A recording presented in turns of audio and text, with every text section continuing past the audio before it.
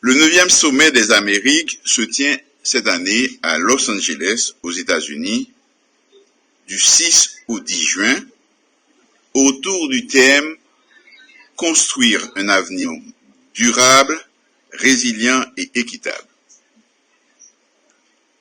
J'ai le privilège de conduire la délégation de la République d'Haïti à ce 9e sommet. Les chefs d'État et de gouvernement, ainsi que des officiels de haut niveau des pays de l'Amérique du Nord, de l'Amérique centrale, des Caraïbes et de l'Amérique du Sud, se réunissent tous les 3 ans, depuis 1994, au sommet des Amériques pour discuter de sujets d'intérêt régional. Au cours de ce 9e sommet, la jugulation de la pandémie de Covid-19 ainsi que ses conséquences sanitaires et économiques seront évoquées. De même, les délégués aborderont les questions relatives au réchauffement climatique et aux phénomènes hydrométéorologiques devenus de plus en plus fréquents et dévastateurs. Aussi, la sécurité régionale et ses corollaires, dont la lutte contre le crime organisé et le gangstérisme, les trafics illicites de stupéfiants et d'armes, ainsi que la gestion des sources d'énergie renouvelables seront au menu des échanges. Ces thématiques sont d'autant pour Haïti qu'il nous faut réformer nos institutions afin qu'elles puissent effectivement jouer leur rôle. Les aspects structurels de la gestion du pays, pourtant déterminants dans toute perspective de développement, sont depuis très longtemps négligés. Nous avons toujours favorisé des interventions ponctuelles au détriment des politiques publiques qui permettraient de résoudre à long terme nos problèmes, de mieux planifier la gouvernance et de créer les conditions nécessaires pour un climat stable, indispensable à la croissance et au développement économique. Dans le cadre de mes interventions ponctuelles, j'entends mettre l'accent sur un changement de paradigme dans la coopération avec Haïti. Sinon, le sommet risque d'être un de trop et certains échanges de moindre importance pourraient prendre le dessus sur l'adoption de solutions durables aux problèmes de fond qui alimentent les crises économiques et sécuritaires qui fragilisent nos pays. Que ce soit en séance plénière avec mes collègues, dans les sessions en cercle fermé, dans les rencontres bilatérales avec les homologues de certains pays importants pour nous, dans les tables rondes et les rencontres avec de potentiels investisseurs étrangers, je parlerai vrai pour dire à nos interlocuteurs que nous avons de sérieux problèmes dans notre pays, des problèmes de sécurité, de gouvernance démocratique, de difficultés économiques et sociales.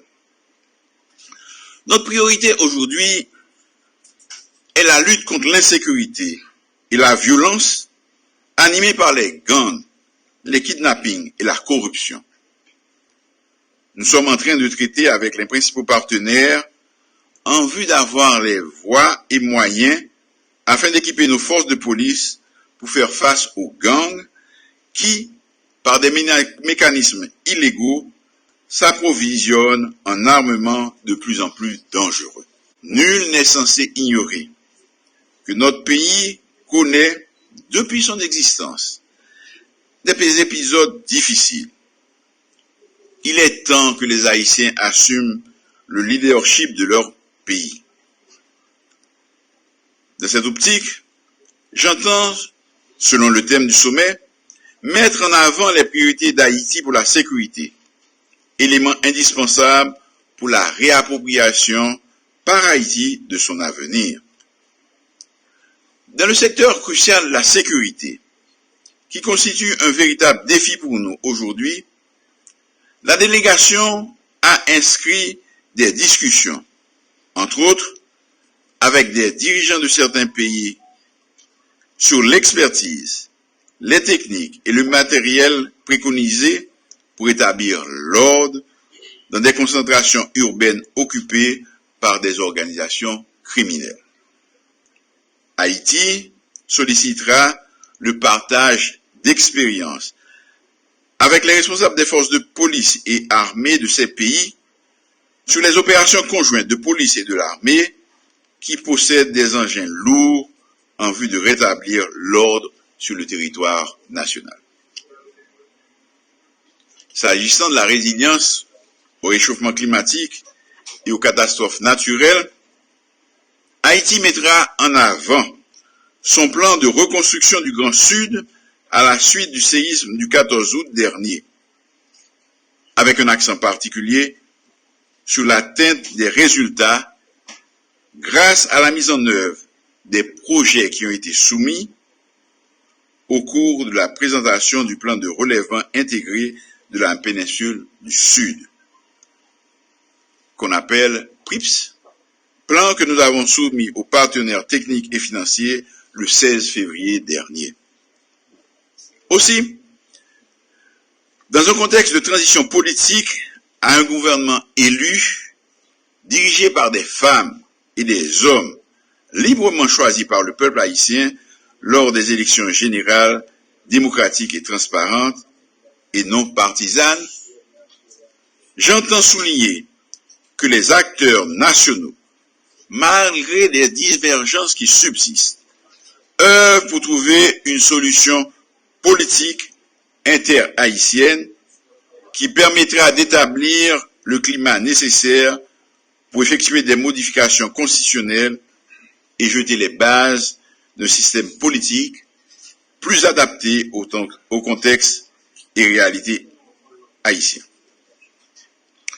Je réitère aujourd'hui encore mon appel au dialogue à toutes et à tous, à tout un chacun, à toutes les chapelles politiques, pour que nous formions tous, citoyennes et citoyens, à travers un plan de dépassement de soi, ce faisceau de solidarité, en vue de sortir d'un commun accord le pays dans ce bourbier dans lequel il patauge depuis plusieurs décennies.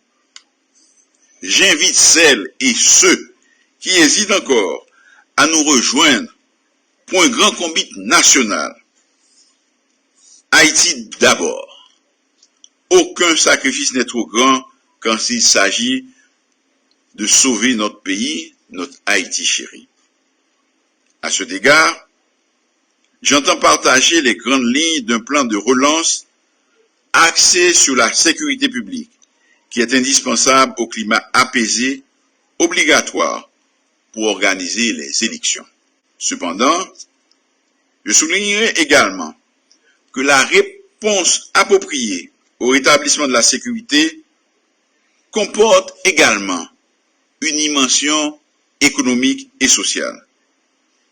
Car la police seule ne pourra pas apporter les solutions durables à cette crise multiforme à laquelle nous faisons face sur tous les fronts.